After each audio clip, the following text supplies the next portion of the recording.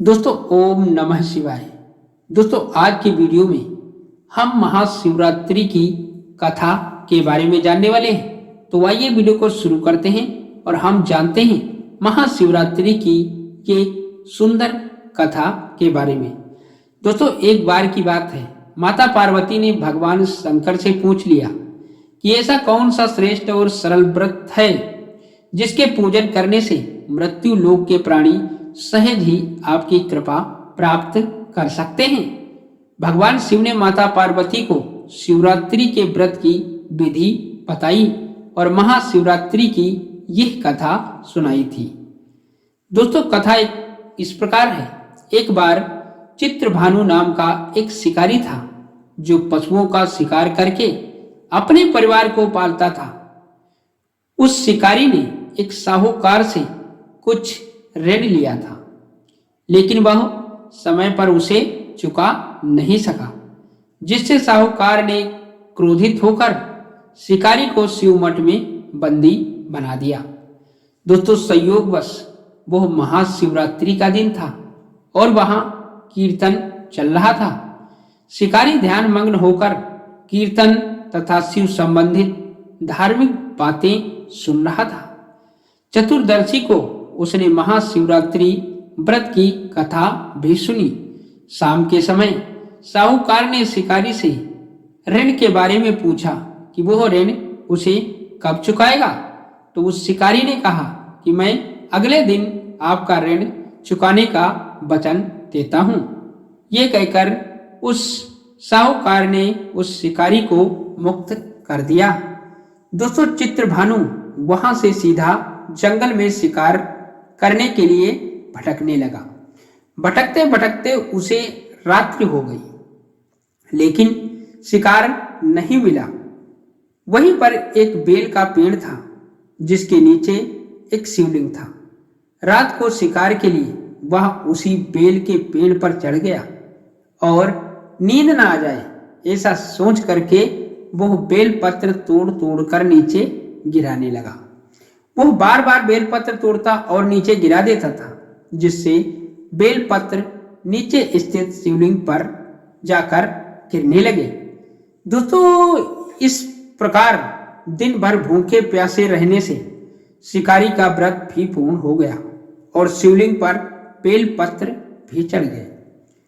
रात्रि का एक पहर बीत गया और दोस्तों तभी देखता क्या है कि एक गर्भवती हिरनी आती है और उसका शिकार करने के लिए शिकारी ने जैसे ही धनुष पर तीर चढ़ाया तो वह हिरनी बोली कि मैं गर्भवती हूं और शीघ्र ही बच्चे को जन्म देने वाली हूं।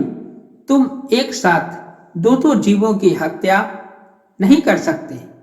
मैं अपने बच्चे को जन्म देकर शीघ्र ही तुम्हारे पास आ जाऊंगी। हिरनी की बात सुनकर शिकारी के मन में दया आ गई और उसने हिरनी को जाने दिया। कुछ देर बाद देखता क्या है कि एक और हिरनी उधर से निकली, जिसे देखकर शिकारी प्रसन्न हो गया और अपने धनुष पर बाण चढ़ाया। उसे देखकर हिरनी ने विनम्रता पूर्वक निवेदन किया कि मैं थोड़ी देर पहले ऋतु से निवृत्त हुई हूं और कामातुर विरहिणी हूं। मैं अपने प्रिय की खोज में भटक रही हूं और अपने पति से मिलकर शीघ्र ही तुम्हारे पास लौट आऊंगी। उसकी बात सुनकर शिकारी ने उसे भी जाने दिया। दोस्तों रात्रि का अंतिम पहर बीत रहा था कि तभी एक और मृगी अपने बच्चों के साथ उधर से गुजरी। उसे देखकर शिकारी ने तुरंत ही अपना धनुष उठाया और बाण चलाने वाला ही था कि वह मृगी बोली, यदि तुम मुझे मार दोगे तो मेरे बच्चे जंगल में भटक जाएंगे। मैं अपने बच्चों को उनके पिता के पास छोड़कर शीघ्र ही तुम्हारे पास आ जाऊंगी। मृगी की बात सुनकर शिकारी बोला, मैं 2 बार अपना शिकार खो चुका हूं। मेरे बच्चे भूख प्यास से तड़प रहे होंगे।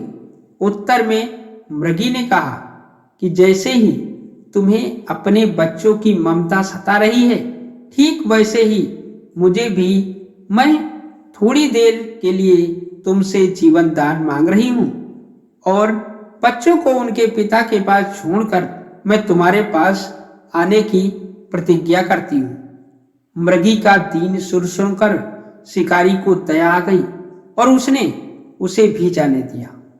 शिकार के अभाव में बेल के पेड़ पर बैठा शिकारी बेल पत्र तोड़कर गिराता जा रहा था। दोस्तों, जब सुबह होने को आई तब एक हष्ट पुष्ट मृग उस तरफ आया। तब शिकारी ने सोचा कि यह इसका तो अवश्य ही शिकार करेगा। जब उसने धनुष पर तीर चढ़ाया तो वो मृग बोला, यदि तुमने पूर्व में आने वाली 3 मृगियों और उनके बच्चों को मार डाला है तो मुझे भी मार दो। मैं उन तीनों का पति हूं और यदि तुमने उन्हें छोड़ दिया है तो मुझे भी कुछ क्षणों के लिए जीवन दान दे दो।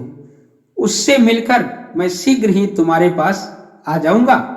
दोस्तों, मृग की बात सुनकर पूरे रात का घटनाक्रम उसकी आंखों के सामने घूम गया। उसने सारी बात मृग को बताई। तब उसने कहा कि मेरी तीनों पत्नियां जिस प्रकार प्रतिज्ञाबद्ध होकर गई हैं, मेरी मृत्यु से उनकी प्रतिज्ञा टूट जाएगी और वह अपने धर्म का पालन नहीं कर सकेंगी। जिस प्रकार तुमने उन्हें विश्वास पात्र मानकर छोड़ा है, वैसे ही मुझे भी कुछ क्षणों का जीवन दान दो। मैं उन सब के साथ तुम्हारे समक्ष उपस्थित हो जाऊंगा। दोस्तों, उपवास, रात्रि जागरण और शिवलिंग पर बेलपत्र चढ़ाने से शिकारी का हिंसक हृदय निर्मल हो गया और उसने भगवत शक्ति का वास हो गया। धनुष बाण उसके हाथों से सहज ही छूटकर गिर गए। भगवान शिव की कृपा से उसका हिंसक हृदय करुणामय भाव से भर गया। वह आज अपने अतीत के कर्मों को याद करके पश्चाताप की आग में जलने लगा। थोड़ी देर बाद वह मृग अपने सारे परिवार के साथ उस शिकारी के समक्ष उपस्थित हुआ, किंतु जंगली पशुओं की ऐसी सत्यता और सात्विकता और प्रेम भावना देखकर शिकारी को बड़ी ग्लानि हुई। उसकी आंखों से आंसू झरझर करके गिरने लगे। उस मृग का परिवार को न मारकर शिकारी ने अपने हृदय को कोमल और दयालु बना लिया। देवलोक से समस्त देवी देवता भी इस घटना को देख रहे थे। इस घटना की परिणति होते ही समस्त देवी देवताओं ने पुष्पों की वर्षा की। भगवान शिव ने अपने दिव्य स्वरूप के दर्शन कराए तथा सुख समृद्धि का वरदान देकर